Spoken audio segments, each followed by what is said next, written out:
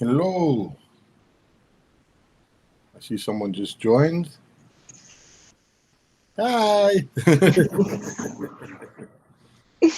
How are you? Very well, and you? Very well. It's a good Excited, day. Yeah, excited. yeah. I'm excited to hear your workshop. Fantastic. Welcome. We're going to be talking about something very, very simple techniques Mhm. that will allow you to become emotionally resilient. And we'll go into what emotional resilience is, how to use it, and what is the purpose of it. Beautiful. And you're going to tell a little bit about your story before we get into all that? Yeah. Yay. Okay.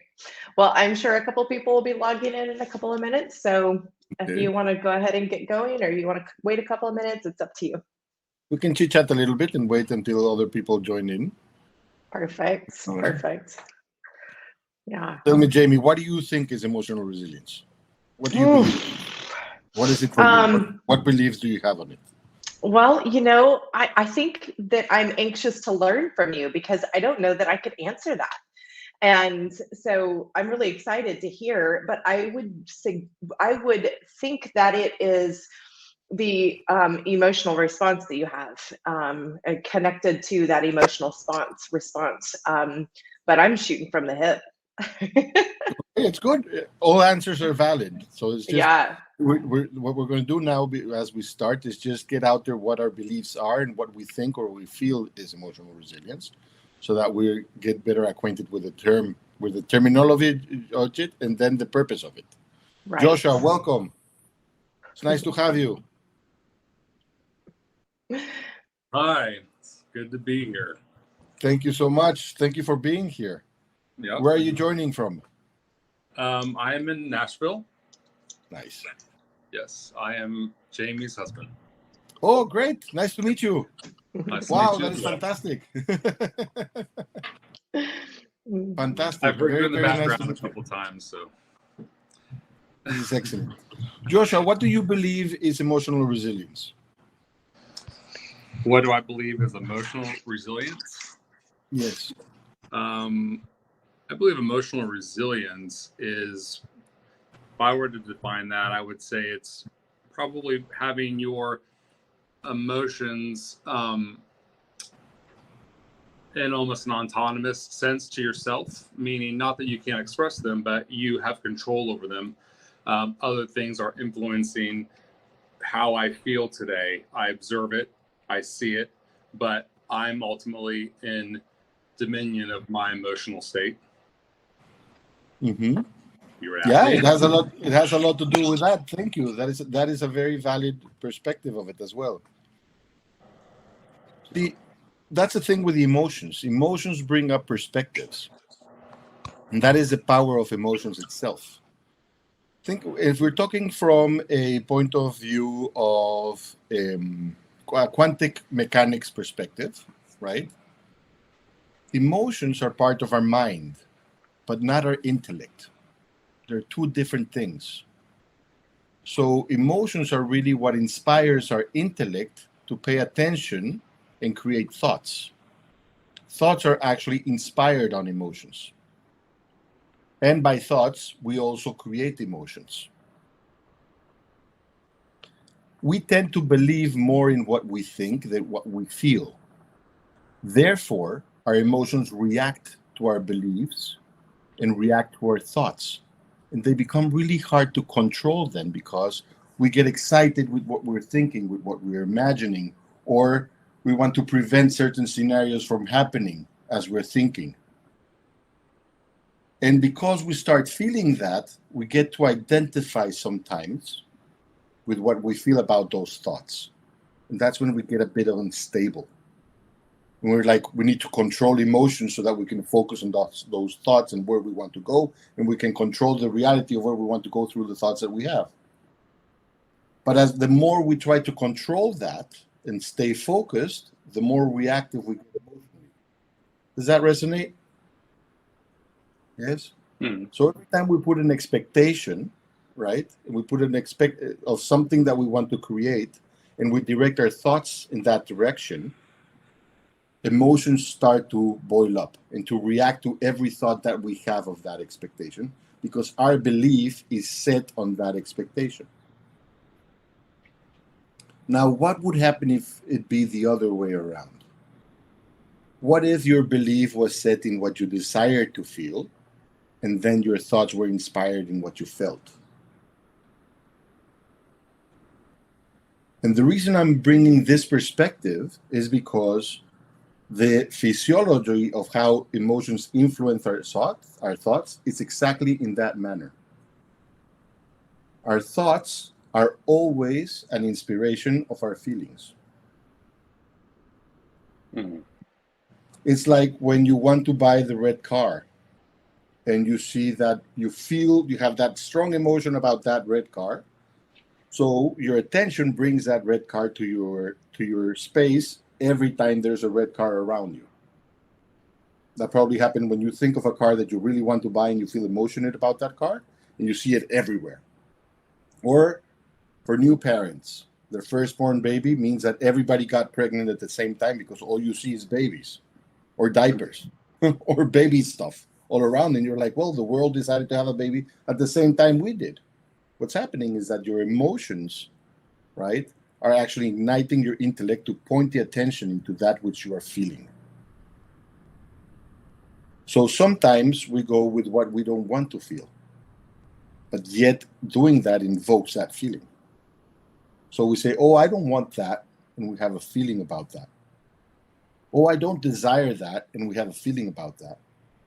And then more thoughts about what we don't want and what we don't desire come up. And then we can't control it. We feel like we are victims of that which we're feeling. And the more we battle it to stop, the more we find things that will bring up that emotion. Does that resonate? Yes? And that is because our belief is placed in our thoughts or in the expectation. That's why I say, what if it was the other way around? And your belief was in what you desired to feel, and then inspired in that, your intellect would pay attention to how to create a reality and an expectation that is aligned with the experience that you desire to have. Because life experiences come from emotions. Every emotion we feel has a neurotransmitter that creates the sensation of life attached to that emotion. If there's no emotion, there's no sensation, there's no sensation, there's no feeling, there's no life, there's no sense, there's no meaning. That's why sometimes people get paralyzed in analysis paralysis. They're trying to look for meaning to what they're thinking and the expectation they have. But so if there's no emotion there, we're stuck. We take no action. So if that is the way emotions work, and that is the way we create emotions, right? When we talk about emotional resilience, it's important to understand that first, the term of resilience. Resiliency is the ability to support a certain amount of stress and bend with it. And then there's a capacity, an energetic capacity, that after taking that amount of stress, whatever is taking that stress is able to go back to its original position. That's an energetic capacity. So think of a bamboo. When you bend the bamboo, there's a lot of stress happening as you're bending it. Then when you let go, it'll go back to you straight to its prior position. A bamboo is really resilient. Now, when we're resisting what we feel, the more we resist it, the more energy capacity we require to bend with that. And we usually resist it because we are attaching our beliefs to what we desire to create in our thoughts, with that outcome that we want. And then we feel something different and we get distracted for it, and we want to align again to our thoughts. So that disturbs us and creates stress. So it's been defined, emotional resilience has been defined as the ability to prepare for, adapt to, or recover from emotionally stressing or difficult situations. And it's an ability that you build. And that ability is built upon an energetic capacity. That energetic capacity is the capacity for you to feel emotions. Emotions are meant to be felt. That's the whole purpose of emotions. Yet, sometimes we don't want to feel them. We react to them. So, certain emotions require more energy to be felt. But sometimes we associate with those feelings past thoughts of experiences we've had. And as we associate that, we start experiencing resistance to feeling. That's when the resilience capacity comes in handy. Reason being, picture emotions like Wi-Fi, energy that makes everything to be connected. It connects everything that is alive. Right? Now, the connection between your inner world, your circumstances, and your outer world, your situations, can only make meaning if you're feeling something. So becoming aware of what you're feeling creates that connection to the present for you to make wise choices and decisions. Staying too much in your inside world with your expectations of what the outside world should look like, and then pushing that way, doesn't allow you to become aware of what's happening outside. So you react to what's happening outside for the expectation that you have, or the other way around. You're not in touch with your own self inside, and you want to control everything that is happening outside. And that takes a lot of energy as well. But if you allow yourself to actually feel emotions, you will be able to find the bridge between your inner world and your outer world. And that's what gives it meaning. Building an emotional resilience capacity will allow you to choose that meaning intuitively, to be present for yourself and for the situation that you're in. Keith, welcome. Thank you so much for showing up. Where are you from? I'm in Nashville, Tennessee. Nashville, Tennessee. Great. I want to ask you a question, Keith. What is your understanding of emotional resilience? There's no wrong answer. I've not heard the term before. Okay. As I was explaining, emotional resilience is a capacity, it's an energetic capacity to withstand a certain amount of stress and then have that energetic capacity to go back to our original position. Emotional resiliency is then understood as the ability to prepare for, adapt to, or recover from emotionally stressful situations. The more we build this resiliency capacity, this energetic capacity, the more able we are to actually feel emotions and then have a choice to harmonize our present.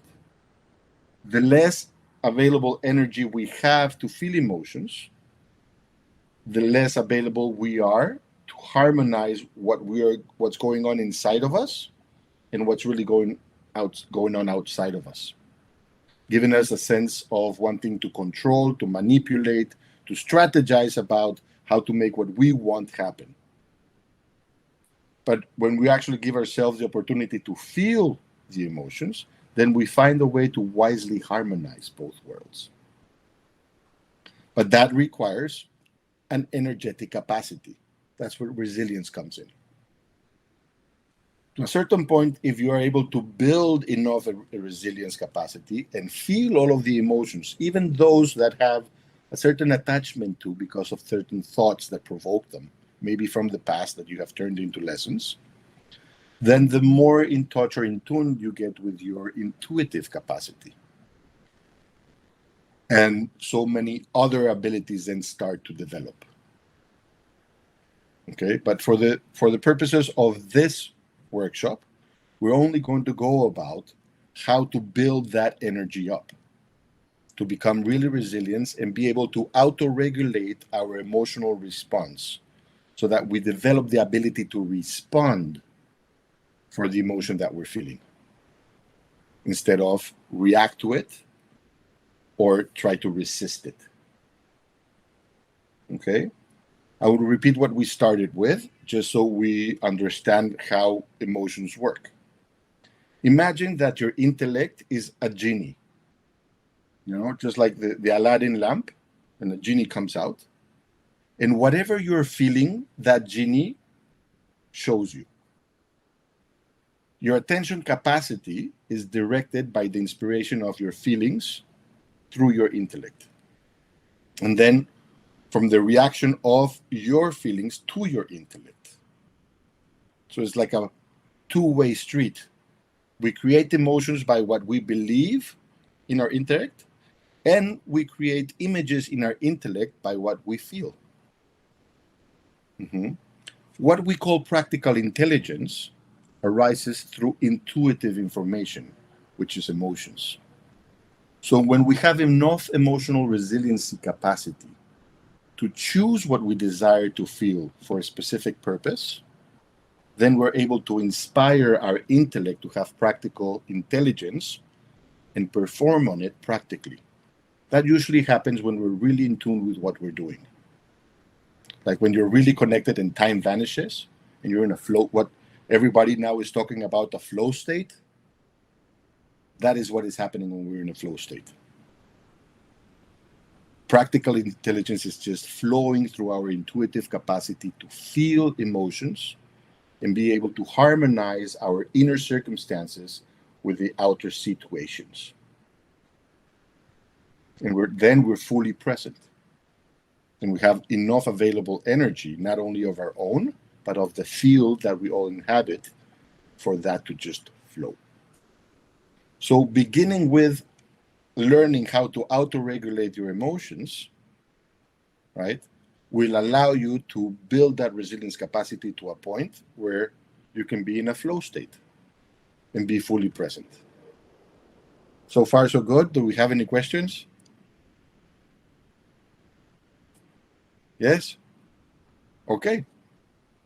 So the first thing that we want to talk about in order to be able to enter into emotional resilience is we want to talk about a state scientifically called coherence.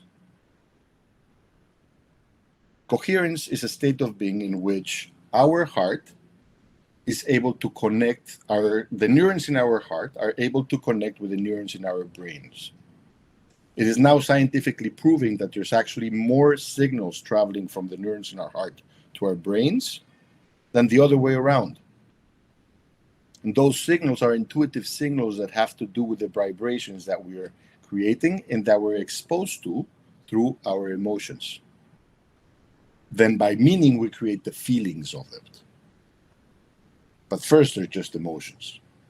When we enter into that coherent space, physiologically speaking, our immune system boosts up to its maximum capacity. Our central nervous system starts to work to its maximum capacity. And our hormonal system starts to work to its maximum capacity, allowing our intellect and our cognitive functions to be fully present. So just entering a state of coherence and opening that communication flow between what we feel and what we think,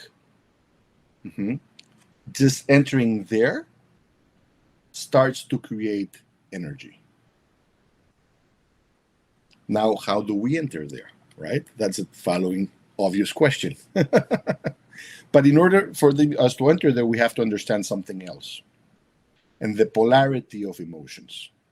There's no good or bad emotions. That's very important to understand. There's good or bad reactions to emotions. And the good or bad is the meaning that you give to emotions. Emotions are just frequencies. Whatever meaning you give to them will be good or bad. That is your reaction to them, or your intentional response. What there is a different polarity.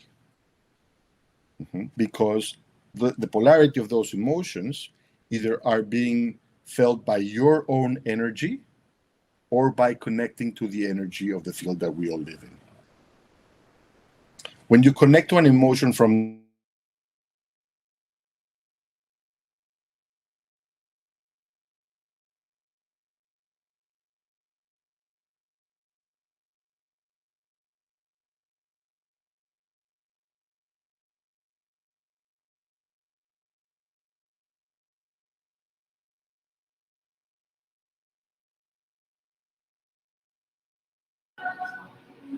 He's frozen on the screen.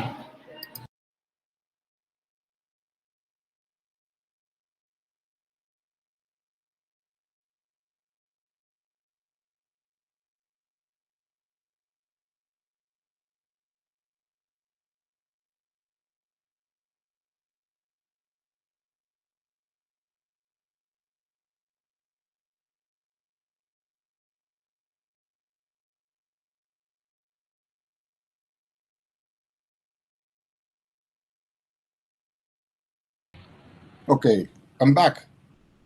There you go. So where was I? I was saying that. Let's see. Let's pick up the stream. You were saying that there are no good or bad emotions. It's how you Emotions, react right? to them. There's different polarity in emotions. Okay, some that require our own energy to be felt, and some that are felt when we connect to the energy that sustains our life. Right? Now, the emotions that we usually tag as bad emotions, like frustration, anger, fear, etc., right? They require our own energy to be felt. We are the ones that hold those emotions into existence. And we hold on to them through a hormone that is produced when that vibration is generated through our heart intuitively, right? Which is called cortisol. Now, cortisol is not bad. We're able to move our hands, to blink our eyes. I'm able to speak. My heart is able to beat because there is cortisol. Anything that my body needs to constrain requires cortisol. But so do the emotions that cause resistance. That's why we resist fear, anger, frustration, and all those sorts of emotions. Though all those emotions usually come as reactions to our expectations. If there was no expectation, then what would we react with those emotions to? Maybe only to defend our lives from something when there was real threatening danger, not threatening danger or fear that is created from the fear of real threatening danger. Right? Because it's more the expectations that we create than the real danger that we could be in. So, when we feel those emotions, we deplete our own energy. That's why after feeling anger, or being frustrated, we feel really tired. Because that is taking our own physical and life energy to be able to be expressed. So sometimes we're even feeling emotions for a long time and we don't even know it. Like sadness would be something that we're holding on to. Let's say, I'll give you guys an example. Let's say when I was, for example, 7 years old, my great grandmother died, right? And I had a really deep connection with her.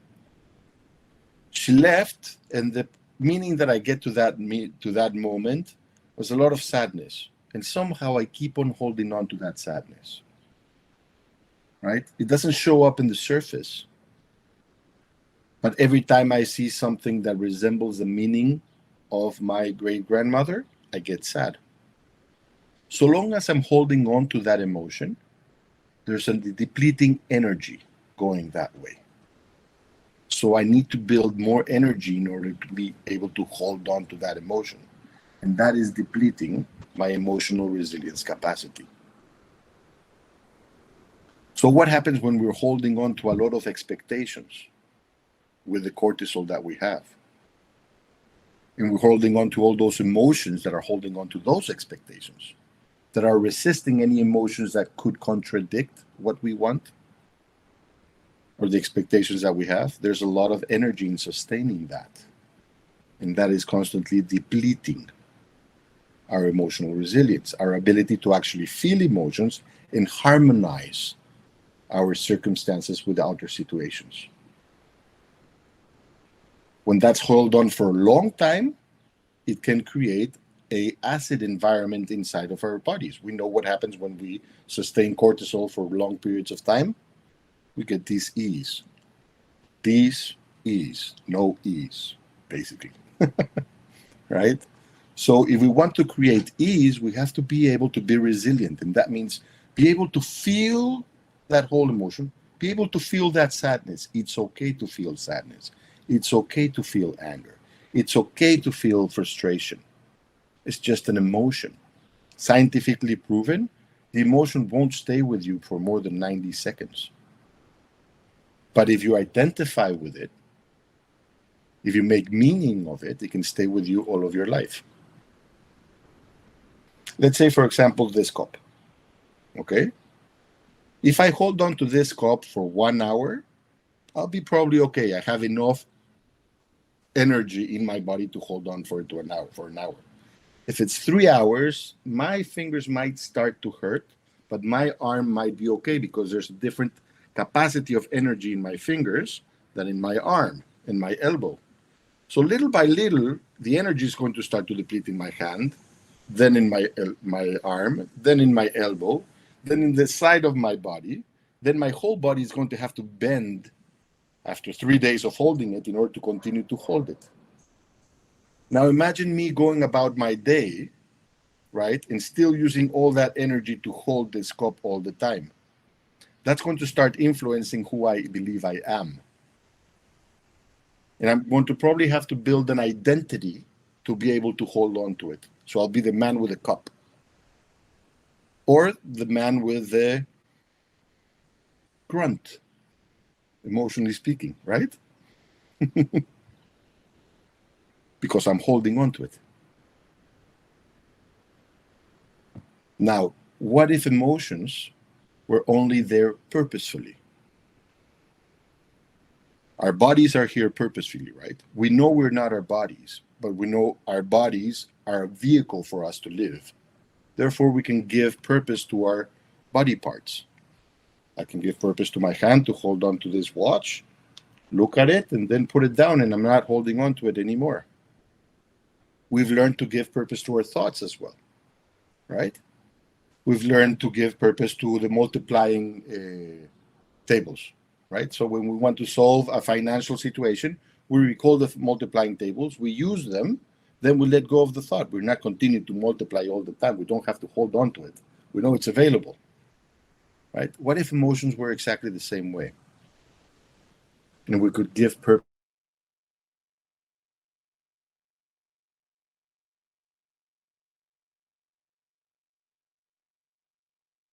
We lost you again, Alan.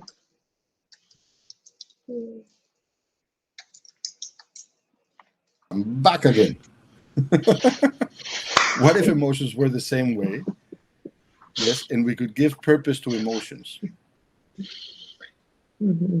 What if that is actually the way our life manifests, whether it is on purpose or by reaction? Because we're actually influencing with our own feeling and the energy of our feeling in the people that are besides us. What is the purpose of our relationship? To expand emotions. An emotion, I can only feel an emotion so much, but when I'm with someone else, that emotion multiplies itself. What happens when I'm in a crowd and we're all in the same emotion? Boom, the experience gets even bigger. What if we all understood that every cell in our body is 0.07 volts, and we have 50 trillion of them? Let's do the math, right? 3.7,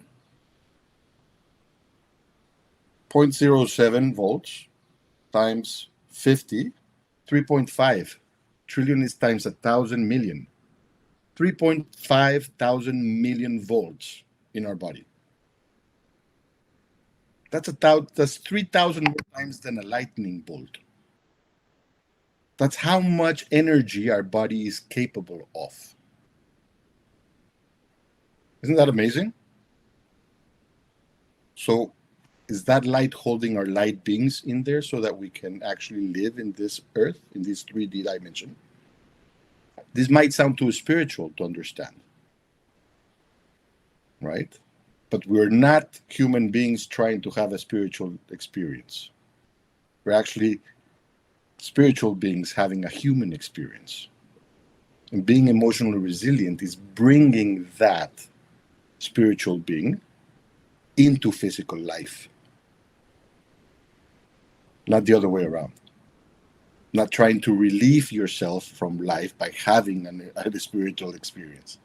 Because then you're running away from the experience of life itself, and that's causing dis-ease. That's the resistance. So becoming emotionally resilient is actually about being able to integrate our spiritual being into the 3D reality through our bodies and live life.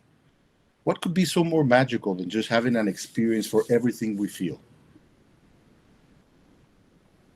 Even if it's sadness, even if it's fear, just the capacity to feel it, to have the sensation in your body only for 90 seconds, and then it's gone.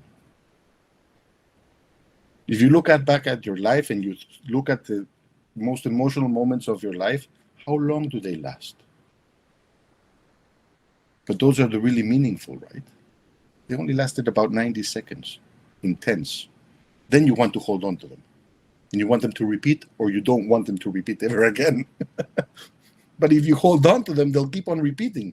Because, of course, you will be programming your intellect to create them again. And you'll be priming your intellect. Every time you associate something as an emotional lesson, you will be, and you fear that happening again, you will motivate your intellect to recreate it again. I was just speaking with my son 2 days ago. He broke up. He's 16. He broke up with his girlfriend. And he's like, Dad, now what am I going to do? This is the first time I have a broken heart. And I say, well, this is the first of many, hopefully. And he's like, what do you mean? And what I meant is, yeah, every time you love like it's the first time. Hurt now. Allow yourself to feel that pain. That is only going to show you how much capacity you have to love. So that you can turn that pain into love. So the next time you fall in love, you don't bring that pain to the next relationship. Because if you're wary of it and you understand this as a lesson that women can break your heart, next woman in your life, you will be wary of. And that will send a signal of your insecurity, which will probably cause her to be insecure. And everything you do to prevent breaking your heart will probably set you up to be with a broken heart again. Because you'll be resisting that feeling. And by resisting it, you'll be feeling it again. And that will be programming your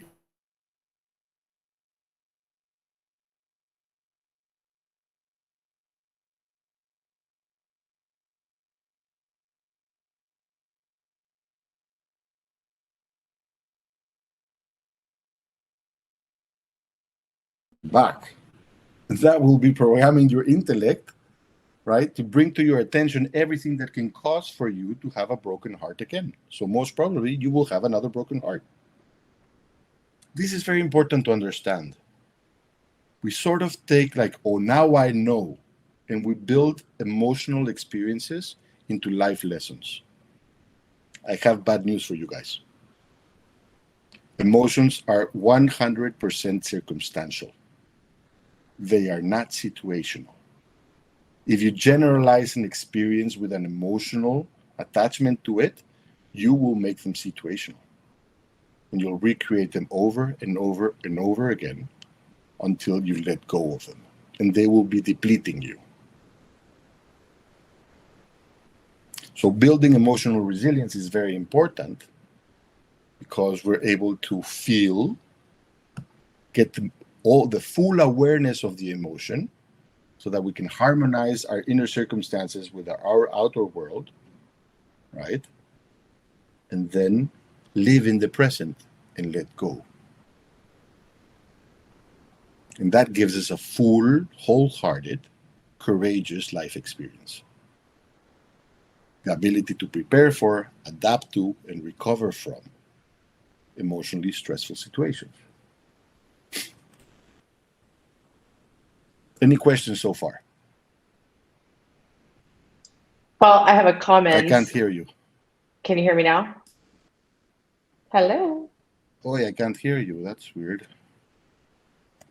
No, I can't hear you.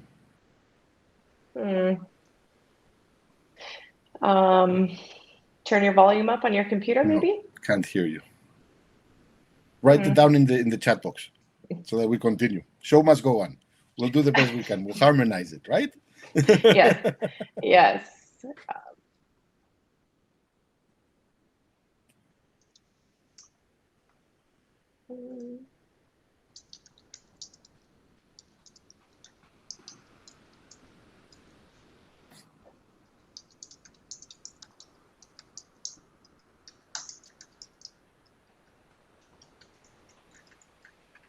Okay.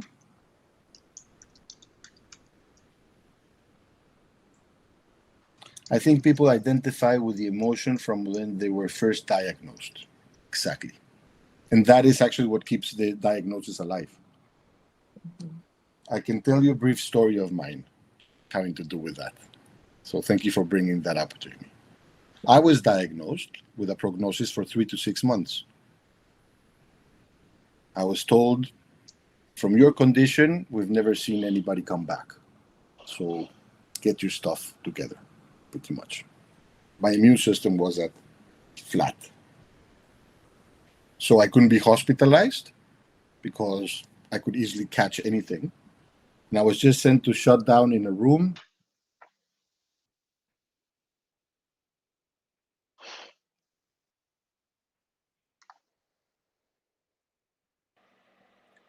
It was going to be a great story. It was. And then back. There we go. Jumping jack flash. Let's go. Can you hear us now? I can't hear you again, no. Okay. But you can hear me? Mm-hmm. Okay. So I was just sent basically to get my things in order. As I was there, I understood a lot about emotions already because I'm a natural empath. To give you a little bit about my life history, since I was 7, I was probably wanted to be diagnosed with ADHD or maybe even, I don't know, several things. Because I would be able to live the emotions of people that were standing next to me, even if they were not showing it. So if underneath someone was sad, I'd become sad and act out that sadness. If someone next to me was in anger and they wouldn't show it, but they would be feeling it, I'd be that act out that anger. So they even thought that I was autistic or something, right? Thank God my father was there. He was an entrepreneur and he was into personal development, a public motivational speaker. And when he asked what I was being diagnosed with, so it all starts with a diagnosis, right? They said, well, your son is too sensitive to emotions. And he says, how is that a bad thing? Well, we cannot control him. Oh, then that is your problem, not my son's problem. Thank God to that. My father then taught me the power of belief in my emotions and not in my thoughts. Because it was the thoughts that my emotions were reacting to that would be inspired by the feelings of others that would threaten me. And therefore my emotions would react. But then believing in what I desire to feel allowed me to actually sense other people's emotions and become emotionally resilient. And that drove me into entering into my intuitive intelligence. And as I went further into intuitive intelligence, I discovered relational energetics and how we're all connected. So by the age of 30, some 32, 31, 32, when I was given that prognosis, I pretty much knew a lot about what emotions do and how they work. And I had worked with a lot of people having to do with emotions. And I kind of then understood how I got to that place as well. I was holding on to some things as well. So after figuring that out, I created a methodology to heal myself, to let go of the cortisol that I was holding on to that was not allowing my immune system to heal. And by practicing that methodology that I now call the emotional perspective, right, I was able to allow for my body to heal itself by releasing the cortisol. Now, when you get a diagnosis immediately, you attach with the emotion that the meaning that diagnosis brings to you.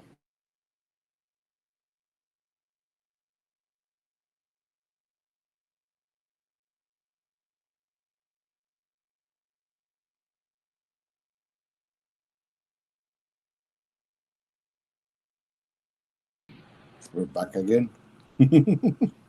So by attaching to that, you actually retain to the disease that you've been diagnosed with. You make it a reality in your body because you create the emotional signals that create the sensations that if you hold on to by cortisol, which means the fear of the consequence that diagnosis causes in your body, that is what sustains the disease itself.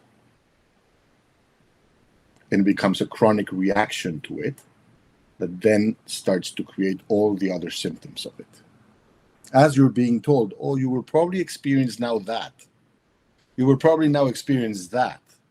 And you'll probably, and now you're setting up yourself, okay, so if I have that, it's normal to feel that.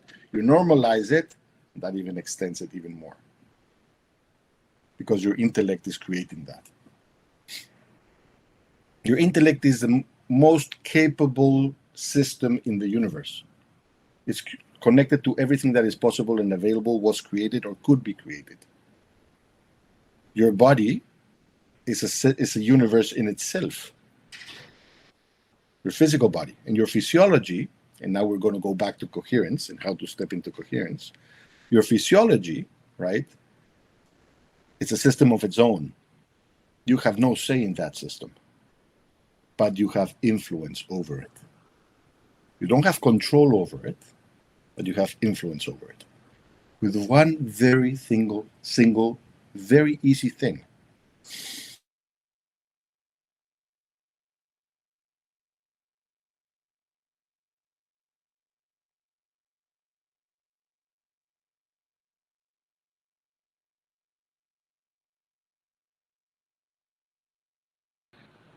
With one single, very important thing and easy to influence with. Your breath. Your breath is directly connected to your nervous system, and your nervous system controls your physiology. So even though you cannot control your nervous system, you can influence in it with the rhythm of your breath. Whatever the rhythm of your breath is the rhythm of your nervous system controlling your physiology.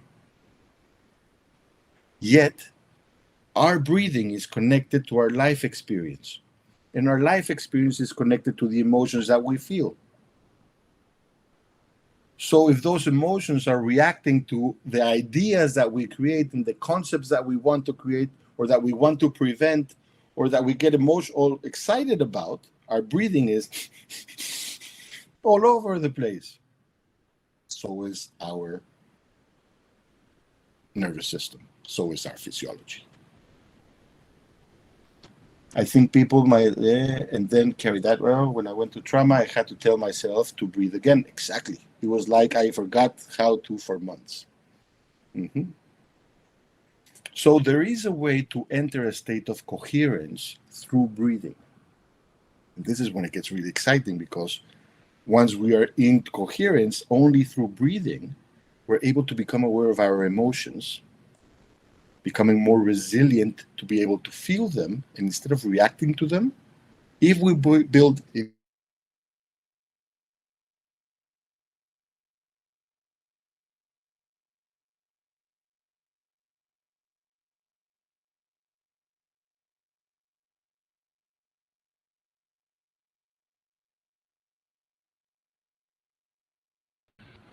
okay, we're back.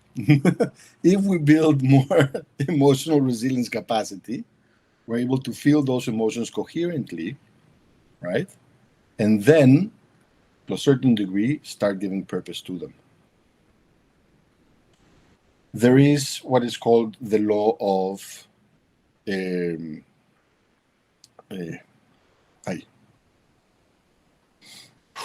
law of reciprocity, and that has to do with how is up high is down below, how is down below is up high, but that also works with the energy that we put into the field. whatever emotion we're feeling and we're putting into any activity that we're doing is the same emotion that we're experiencing.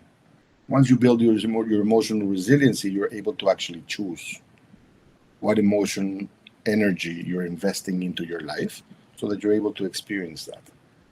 That's why you're able to prepare for, adapt to, and recover from emotional moments that might be hard, difficult, stressful. Okay? So today I'm going to share with you a very, very easy technique to step into coherence and start building emotional resiliency, right? And in order to do that, we need to talk just about the other side of emotions, right? Because we only talked about the ones that create cortisol. But there's, like I said, another polarity to emotions, the ones that connect us to life, to everything that sustains life. And let's call this regenerative emotions, and let's call the other ones depleting emotions. No good or bad, just difference in them, okay? So regenerative emotions like appreciation, love, care, excitement, the name says it all, regenerate the energy within us.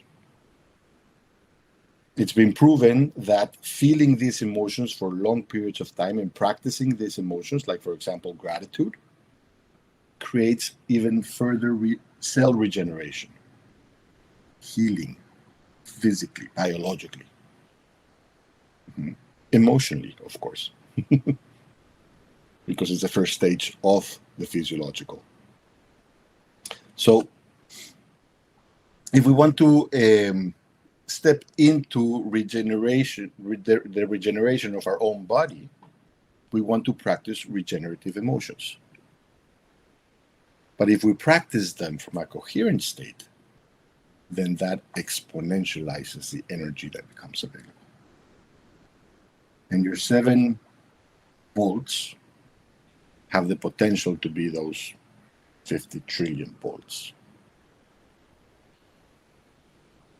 Potential. If you practice enough, you can influence into life with just making an emotion purposeful. I know of 2 people that changed the history of mankind with 2 emotions.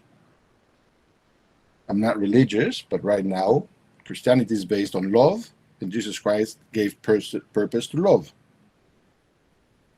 and changed the world with it. Hitler gave purpose to hatred and changed the world with it. That's how strong an emotion is when it has purpose. Maria Angelou said it best. People will hardly remember what you say, seldom remember what you do, but they will never forget how you make them feel. So you cannot control what is outside of you. It's not under your control. That's part of the universe. Too many factors coming.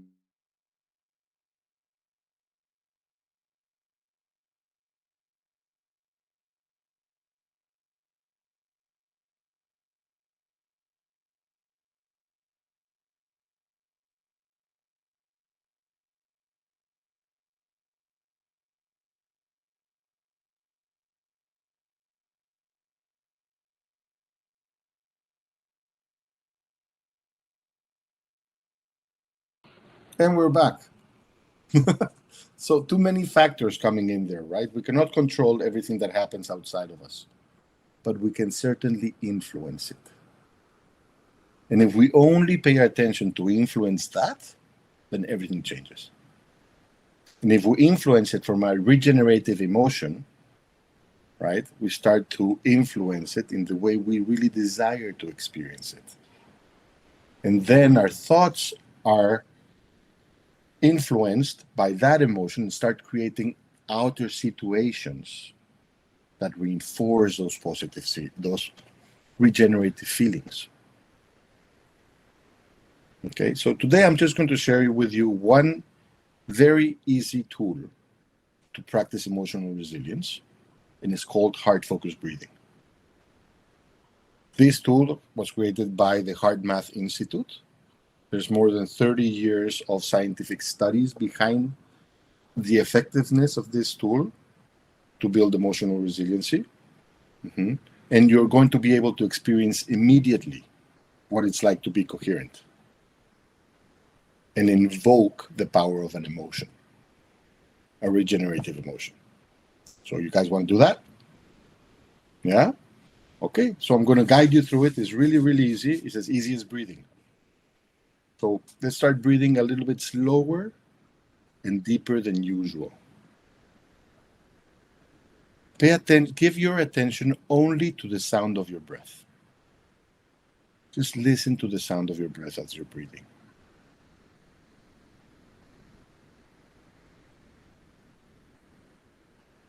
Without it being a deep breath, just slower and deeper than usual.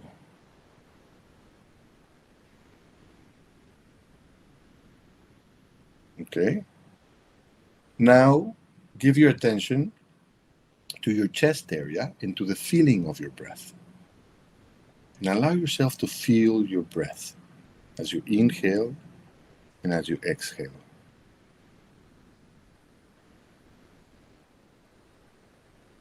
With a bit of imagination and intent, I want you to imagine that your heart is breathing with you. Just allow your heart to start breathing with you. And feel as you inhale, your heart inhaling with you. And as you exhale, your heart exhaling with you.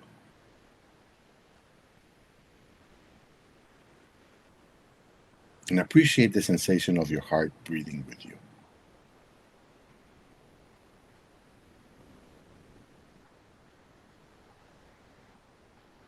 Just give attention to the sensation that you get from your heart breathing with you, as you feel your heart inhaling with you and exhaling with you.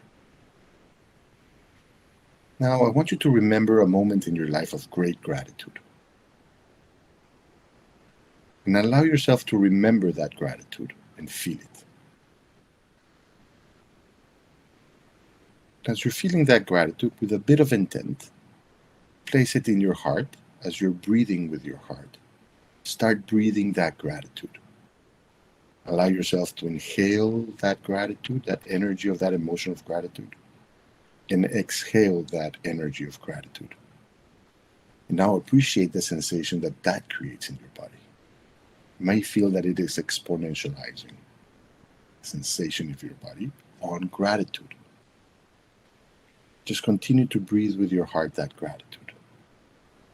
And appreciate the sensation that you get in your body from breathing gratitude.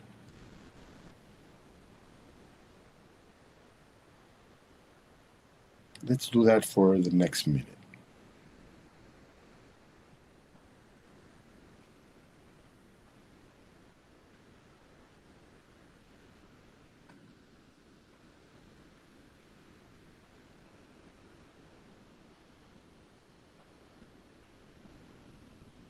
Just appreciate the sensation of feeling that gratitude as you breathe with your heart.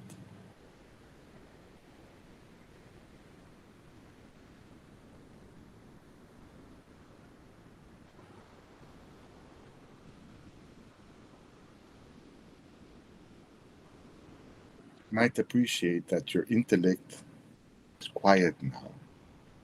There's only the sensation of that gratitude.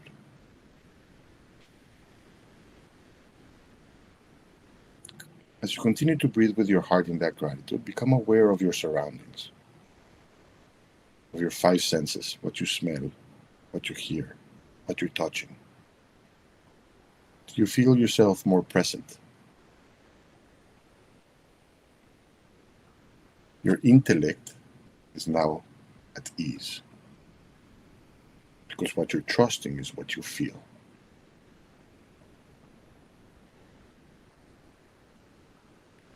And you are creating a regenerative emotion, such as gratitude, which is one of the most powerful frequencies to regenerate your cells.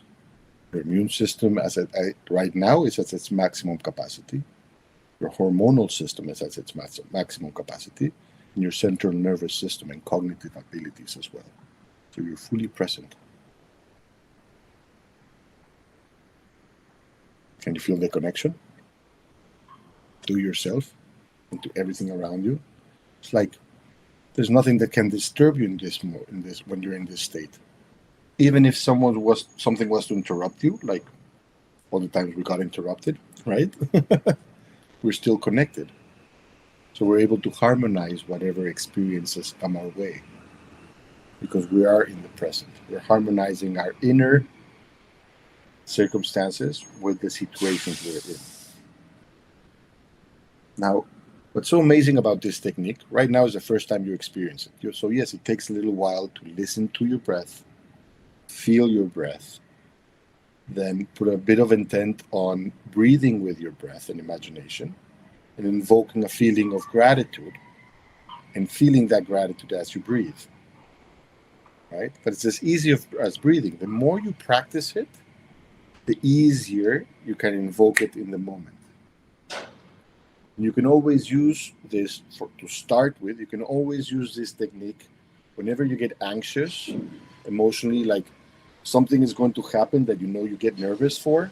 You can start doing heart focused breathing so you become present and available for whatever the situation is going to show up in the next 5 minutes.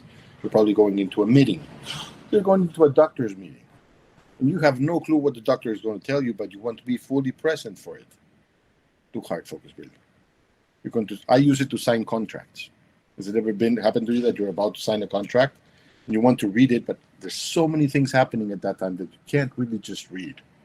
Nobody will even notice that you're doing heart focused breathing, and you'll be present to read it. So choices and decisions become a lot easier when you're in this state.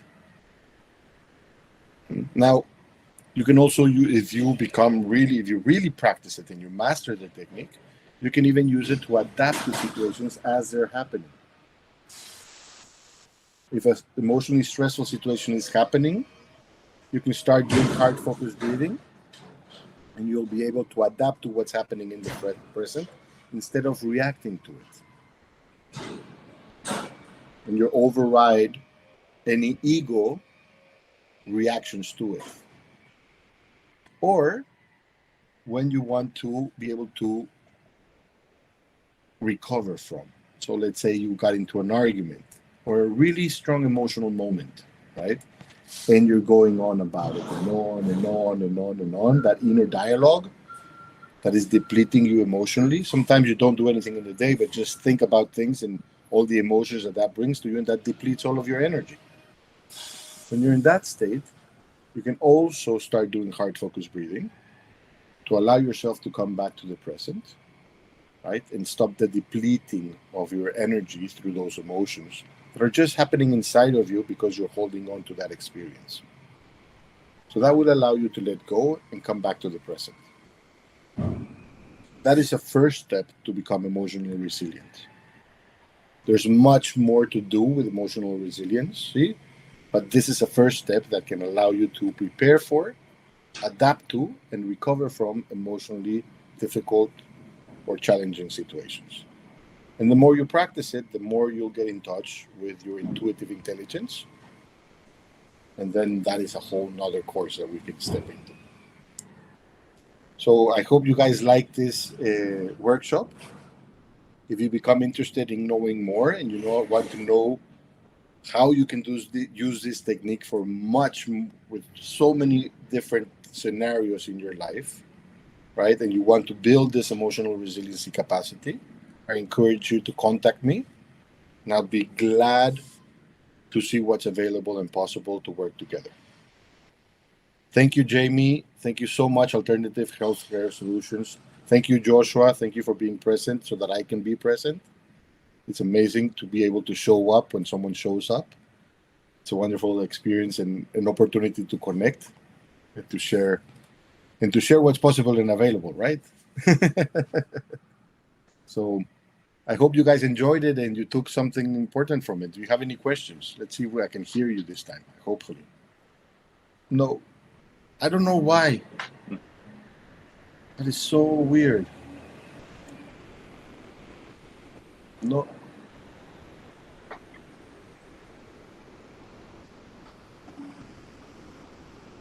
Are you able to hear mine?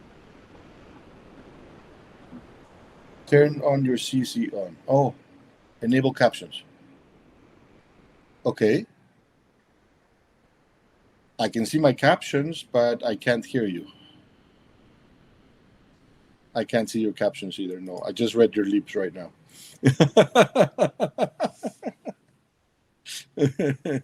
But write it down in the chat.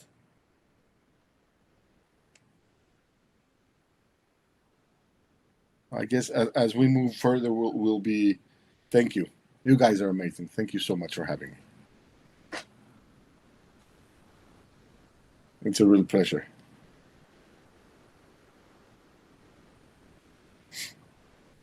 Thank you.